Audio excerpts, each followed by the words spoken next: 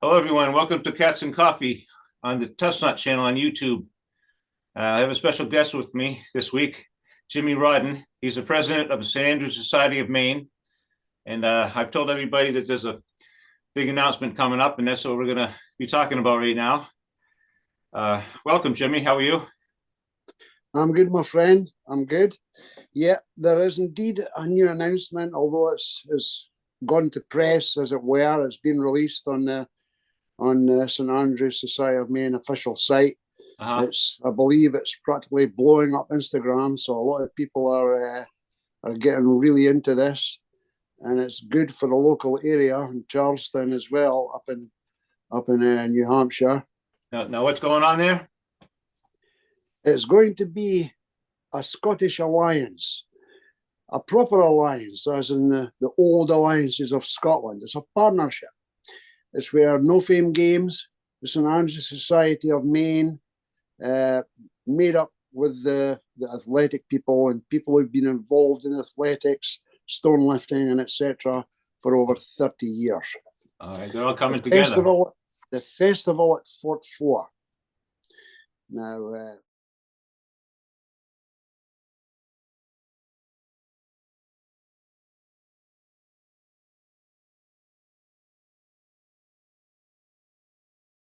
Fort 4 is a very historical place.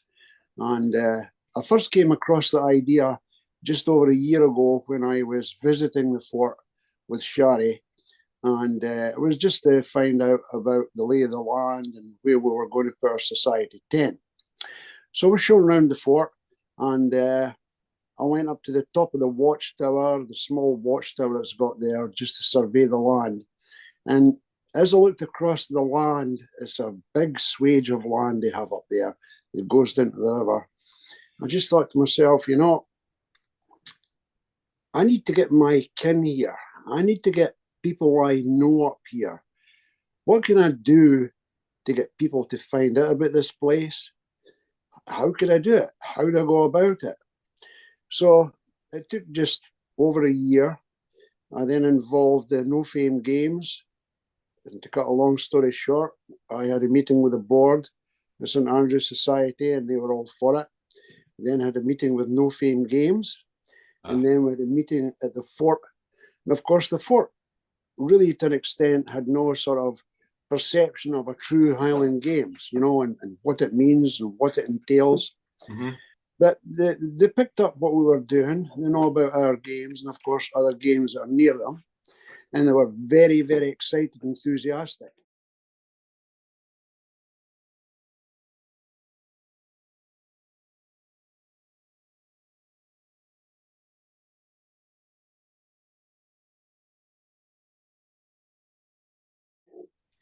So after that, the hard work had to take place for logistics, getting it organised, getting who was going to go, what they were going to do, the normal things that you've got to do for a Highland Games. Right. Without dragging too much stuff up, the athletic people, the heavy lifters, as I call them, in a way lost their home. They were homeless. But this happened after I first discovered Fort at number 4. And they really didn't have a place, apart from Maine Games and other games that they perform at, and their own games, of course, that are coming up in Milford. Yes. They really hadn't a true home as such. And then it was as if fate intervened. And I tried to assure them that as long as I'm president or any other president that's appointed after me, the St Andrews Society, they would be taken care of. And they could count that place as their home for as long as they wanted it. So I had the idea of forming an alliance, just like the alliance that Scotland used to have with France when the English were running around killing each other, and the French. Right. The Scottish still played it pretty cool. We had a good trading alliance with France. Yes. So an alliance is a bond. It's a partnership through various people to bond together and to act together to truly promote even more than what we do at the Maine Highland Games and make people aware. And this is a perfect site to make people aware of the history. For example, we're hoping to have Native American Indians there, the Abenaki, because that land belongs to the Abenaki, so we want to honor Oh, is them. that right? Yeah, so talks are going on about that, because one of the directors actually of the fort belongs to the tribe, so he's putting it to the elders. There's reenactors that use the place. There's artillery squadrons that use the place. Mhm. They have balls there and stuff like that. It's a wonderful place. But to go back, I must reinforce to all your viewers that the Maine Highland Games is our ultimate responsibility. We're indulging in the fort, yes, and this is, once it's taken off, once everybody gets used to it as a venue, people have got to realise that my society, your society, its main endeavours and its main obligation is to Maine Highland Games. Nobody's forgetting about it. Shari's still working hard with it. Right. It's taken on maybe a little bit too much work, but she's got a great team and we're building it up. And another thing I've got to say, my friend, is I do think that some people have lost their way with Highland Games. Highland Games, 7, 8, 900 or so all over America. Some to an extent, and I'm not criticising them, everybody's got their own way of running games. But the essence of Highland Games is purely with clans and the heavy lifters, the disciplines, the history of it and how it came about. Uh-huh. So I take great pride, and that's what I did last year in the games, by, for the first time in the history of the St Andrews Society of Maine, having the athletes parade with the clans at the beginning of the opening ceremony, because it's important that people realise the basics. They don't have to be scholars. They don't have to be, historians. It's just that I want people who don't know to realise that the importance of the clans and what the clans mean, as Yes. well as the athletes. So that's the gist of it. If you've got any questions regarding the clans or anything at all that you want to find out, ask away and I'll answer as good as I can. Okay, good. Yeah, it's very, very exciting news. Been a long time since, like you say, the very foundation of this is athletics and clans. Mm-hmm. That's when everything started. Like you say, and you're certainly right that the Maine Highland Games are going on as his plan. There's been so many announcements and so many big things going on there too. And the No Fame Games being involved in it, that's going to make it all the more a firm foundation. Oh yes, I don't want to go into too much detail, but good news is good news. There's also another quite big announcement to come out that I can't make just now. It's nothing to worry about. It's a good thing. It's a good thing, and I can't announce it just now. I can only announce it probably before the Maine Highland Games, and it's about something that's going to happen next year. So let's get through this big eventful year this year, concentrate on the Maine Games, the photo number 4. There's many people working on it. Joshua, the athletic director, is an amazing guy. He's really into it, and all his team know about it. Moreover, all the people who've been doing this for over 30 years, and I don't want to name drop, but they've been doing the athletics for many, many years. Now the fort is going to be their venue, and they'll do certain qualifying stages there, such as the stone lifting and stuff like that, which will qualify them to then go on to the Maine Games. So enabling them to go to the Maine Games. So they really have to go to fort number 4, do their thing, then they'll come down to the Maine Games. Okay. With the famous stones. Right. If you want to find out any more about that, people have got to look and read at the writing and find out about it all. And I'm sure there is definitely an audience for it. It's amazing, and I'm very proud of the people especially my wife Shari, who's worked really hard on this. I've done my share, but there's been an amazing team. But I've got to reiterate, people have got to realise that nobody's forgot about our own precious St Andrews Society of Maine Highland Games. That's going nowhere except up the way. It's getting bigger and it's getting better. And I'll make another special announcement just before the Maine Highland Games. It won't be taking place at the Highland Games this year, it'll be taking place the year after. So let's absorb all the fun of the games first. Right. Because more's to come next year. Right. When that happens, maybe we'll have you back in August before the games. We'll have you back on SASME and we'll talk about that perhaps. Well, yeah, definitely. Because it doesn't just affect all the clans, it's going to affect all your viewers, people that don't know anything about it. And especially those people who've never even thought about going to any games, thinking that, well, you know, this is maybe not for me, or I'm not sure if I should go. What are the Highland Games? What does it mean? This is affecting everybody, right down to the kids, right up to the older people. It's a marvelous place. And this year, if I could jump to the main games, this year is going to be very children friendly. There's going to be a lot of hands-on stuff with the dancing and things like that. Mm-hmm. So it's going to be a place for the kids, because if we don't have the kids, we can't grow. We need people, as the clans do, oh yes, and everybody else does, right down to the pipe barns. We need youth in there to hold that flag when we can't hold it anymore. That's right. Yeah, that's you're right about the clans and societies. They'll have some issues about, you know, attracting the younger crowd. Of course.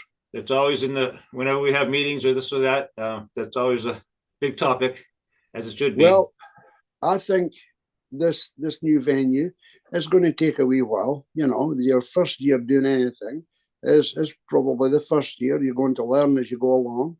You'll find out your successes. You'll find out your downsides. You'll listen to people who criticize you, which is not always easy. But you've got to listen to these people, whether they've got what you think is a valid piece of information or not. You've got to listen to people and learn and adapt whatever you're doing to fit people, because we're not perfect. So there could be something that could be done a little bit better, but that will all come to fruition in the years it's been done. The important thing right now is the foundations have been laid, the seeds planted. So we'll just let that tree grow. And I'm very excited for the clans as well. Very excited. All right, good. Well, I'm with you. And the Clan Hatton Association, I represent them, as you know, and we'll be there at Fort Number 4 with you. Good. I know many other clans, and I'll get everyone there that we can. I know that we'll be seeing people in April at an event in New Hampshire. There'll be a lot of clans there. I don't know if you know about that or not. Salem, New Hampshire. I do. So that's a good one to let them all know about. June 29th at Charlestown, New Hampshire. We'll talk about that then as well. Good. Spread the word. This is not, I want to stress and make a point as well. This is not something that's in competition with other people. This is something that goes alongside every single games and every Scottish event, be it a burn supper. I'm sorry the society didn't have a burn supper this year. We were unable to, but we'll make up for that next year. This is to go side by side with these games.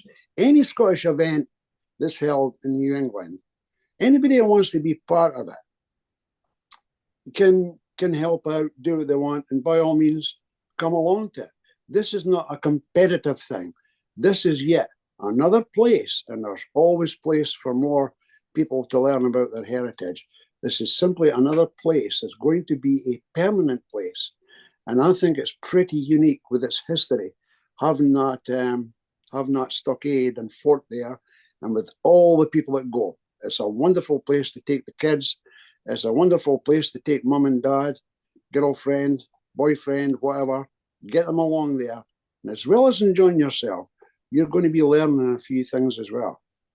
Nice. All these events have their own little nice parts to them. Some are large, some are small, and a lot of them have so many nice, unique little parts that you really become attached to. Yeah. Absolutely. I mean, Finally, and maybe more importantly, I can recall when I was young, and I was young at one time, being dragged along to serious games where I lived in Fife and just wondering what it was all about. And, you know, as a 7 or 8 year old, I had things to do. Right. I had cowboys to meet up with and Indians to sort out. I had things to go. I didn't want to be dragged along to Highland Games, but mum and dad would take me along and we'd sit with a little picnic. And Ceres in Fife, obviously, as you know, is the place where the very first Highland Games were held. And of course, I didn't know all this. I'm not interested in that type of thing. I'm a wee 7-year-old boy. So as I got older, I realised how historic the place was. It always used to amaze me. Why is it popular? Why is it? Why is it everybody goes there? There's hundreds of games in Scotland, big, huge, massive games. Royalty even attends. So what's so special about Ceres when the grass that the Highland Games is held on is barely the size of a football pitch? Well, the reason being is because of its history. I'm not saying that Fort at number 4 is its equivalent, but as you know, or you should know, brother, that the King Robert the Bruce, due to a few men who gave their time up, which were made up of clans and locals, gave their time to walk all these miles to take part in the Battle of Bannockburn, the King issued a charter that every year they should celebrate the Battle of Bannockburn, and he gave the small village, and it's a tiny village, small village in Ceres, a royal charter. And every year since 1314, there's been Highland Games, apart from 2 occasions, and that was one day during the First World War and one day during the Second World War, because there wasn't very many men. So it's only twice in its history. Wow. That every year since 1314, there's been games there, because that's where the history is. And when you're long gone, and I hope it's a long time from now, when I'm long gone, I'd like to think that the fort at number 4 isn't going to be as much as sort of something big like Ceres, but it's going to be a very historical and well thought out and very entertaining thing for anybody that goes. Right. People can be proud of it. Nice. I know there's been a lot of planning in this, and I can tell your passion from your voice. My goodness. Oh, there's been a lot exciting. of fun, and I'm looking forward to going to bed tonight. The phone's been ringing, Facebook's all fine and well. A lot of things tend to happen on Instagram, but people like yourself, and it's a good idea to get the rest of the clans involved in as well. And you could maybe even join with our clans. I don't know. It's your format. This is a way now that we communicate. You, like myself, know that we used to communicate by letter or going to a phone box or phoning from home. Nowadays, it's totally different. It's media. And that's where the young people are at. So we've got to get these people, bless their hearts, that have got their phones stuck to their ear hole to listen to us, to at least listen to us and take up the flag and come along. Yes. They're not going to be disappointed. That's for sure. That's why we're here on YouTube. I made the bridge over to YouTube in September and started this whole project, and been very successful, and I'm learning so much, and it's been very, very valuable. Very valuable. Good for you. Good for you, and more will follow. They'll just say, if he's going to do it, I'm going to do it, and I'm going to do it better. Then you're going to get more people and more people and more people. Right. But it's going to get people talking. I'm not an important person. I'm just a caretaker. I won't be here, when I'm voted out or if I get ill or not able to do the job. I am just a caretaker, nothing more and nothing less. People like yourself hold a chain of history within yourself. I don't. I'm only sort of for want of a better word, a janitor that looks after property. That's my role just now. But I've got to tell you, I take that role very, very seriously. Very seriously. And that's a Scotsman telling you, and we're not known to gush emotionally. People do tend to take us the wrong way sometimes, but that's passion. That's passion and pride. And it makes my heart sore when I see people like yourself, not just the clients, a family walking around. And, you know, when I take a break at the games, I just sit and look at people walking around us, just totally amazed that this is on their doorstep. People have never heard pipes and drums live before. People have never seen anybody wear a kilt before. They just stand there, aghast, holding their kid's hand, just staring, wondering what it's all about. And that's what you want. You've planted that seed. So they'll end up going to the clan tents. They'll get information there. They'll go down to the tent and learn something about their genealogy. Then, if they're really fired up, they'll go and see a kilt maker and get a kilt made. So, you know, we're a one-stop shop at Maine Highland Games. If you don't leave there with fire in your heart, you're not going to leave anywhere. Trust me, my friend. You mentioned Josh McIntosh of the No Fame Games. Yeah. I met him. I think he won his first kilt. I think it was his first kilt in a raffle at the McIntosh tent at the Highland Games, and that's when we met. We've been close friends like that ever since. And now you say there you go. And he went on from. Look at him now. Exactly. I mean, that's how it happens with small interactions. It doesn't have to be a big Hollywood extravaganza. It just happens when you meet people, when you talk to people. You're going to have differences of opinion. You're going to have people with different views, or people that perhaps maybe used to be connected with our society that used to do things in a different way. And to a certain extent, are maybe living in the past a little bit. And that's fine. You know, everybody's got the same passion, but we're looking towards the future. And Joshua McIntosh, and I hope he doesn't blush, he's a very wonderful, spiritual, passionate guy and cares about people. Oh, yeah. Don't be put off by these big, strong athletes, you know, chucking trailers over the top of bars and all the rest of it. These guys are just big pussycats. But the one thing they've got is a burning passion.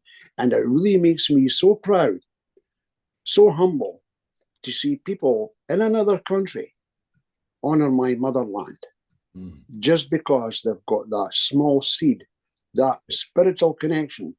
And to be honest with you, my friend, without delving into too much, we actually need something like this in this country right now. So come along to a clan gathering, come along to a meeting, come along to the games, and for one day, just one day, forget about everything else and take in what you're seeing at these events. And there'll be lots of other people like Joshua. He's very passionate about it, very passionate, very serious.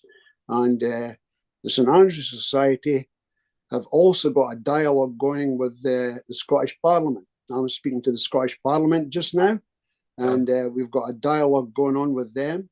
One of the MSPs there, a wonderful lady, and she's well aware of what's going on at the games. Let's put it that way. She's well aware and very proud as well. So don't think that people in Scotland don't know about us, because they do. And I'll release more information about that later. But the big surprise that's going to happen later in the year is not connected with the Scottish Parliament. I just want your viewers to realise that people in the Scottish Parliament are watching. They know about it and they honour us for it too. They're very, very happy about what we do because they know what we're doing. They're taking note. Absolutely. Why they've picked on us, I don't know. Words maybe got around. But they're pretty much impressed, and it takes a lot to impress the Scottish Parliament, trust me. So we've got a dialogue going on with them, and good things is going to come out of it. I know it is. Good. And I'm sure they're going to be impressed with what's going to go on June 29th at Charlestown, New Hampshire at the Fort Number 4 Festival, correct? Well, I've just had a message come up on the screen. I think tickets are going to be available. Tickets are going to be available, so you better get that big. You better break open that big suitcase you've got there, that's full of money. behind your settee, behind your sofa, and get a couple of bucks. And I think George Newell's your man. He'll be working at ticketing and what have you. We've been busy on ticketing the day, which is a bit of a logistical nightmare, but we've pretty much got that done. So we'll look forward to seeing all the clans, and I'll always make a point in visiting every clan. That's what I do. You absolutely do. You certainly do. Well, thank you so much for coming on the Chestnut channel. I appreciate that, and thanks for the invite. And I'm going to keep this video as a treasure. All right. And I can say, hey, I was one of the first people to get, you know, this millionaire Ray McHatton. I was one of the first people. So you keep going, you keep plugging at this channel, and that blood that's pumping through you, my friend, will make this channel bigger. But be careful what you ask for. You maybe have to take on staff. I know what you mean. I'm feeling that already. Oh, you'll manage, my friend. It's a labor of love. A labor of love. Yeah. So touch not, my friend, and you look after yourself, and we will have a little dram when we meet up once again. Touch not. Jimmy Rodden from the St. Andrews Society of Maine. Come and see us soon, folks.